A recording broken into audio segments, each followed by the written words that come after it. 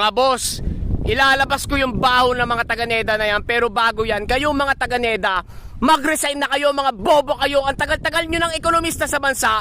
Panahon pa ni Aquino at Ramos, wala pa rin kayong alam sa pagsusukat ng isang naghihirap na bansa o mayaman. Hindi rin kayo makatarungan kung sumukat ng poverty threshold sa mga kapwa nyo Pilipino. Kaya hanggang ngayon, ang baba pa rin ang sahod sa Pilipinas. Tingnan nyo tong sinabi ng PSA, Philippine Statistics Authority. Magsama-sama kayo, mga animal kayo.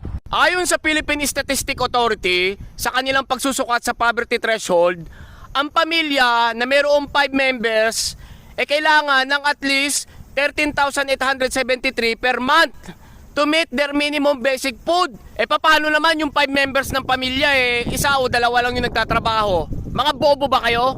Sa 119 na Pilipino sa Pilipinas, isang damakmak ang mahihirap kaysa sa mayayaman.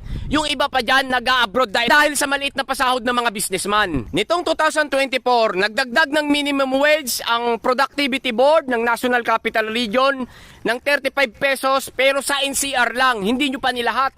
Kaya naman umabot ng 16,046 pesos ang Central Luzon at ang Calabarzon naman ay umaabot ng 15,457 pesos. Sa tingin nyo ba mga bobong ekonomista makakasabay sila sa mga nagmamahalang pagkain, tubig, kuryente, pampers, gatas ng mga anak nila?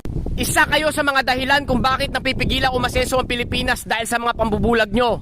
At tingnan nyo tong mga taga-NEDA, nagsusukat ng mga presyo ng bilihin sa wala namang basihan. Bilyon-milyon yung binibigay sa inyo ng gobyerno para asikasuhin nyo yung infrastructure flagship project nyo.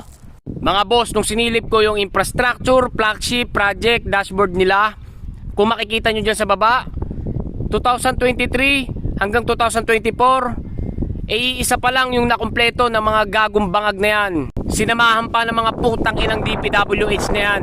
Tapos nakalagay pa dyan, 2023 papunta ng 2028 na konti na lang yung matitira sa project na yan. Pero kung makikita nyo, marami pang nakabinbin na proyekto at yung iba naman, puro ongoing at under project renovation.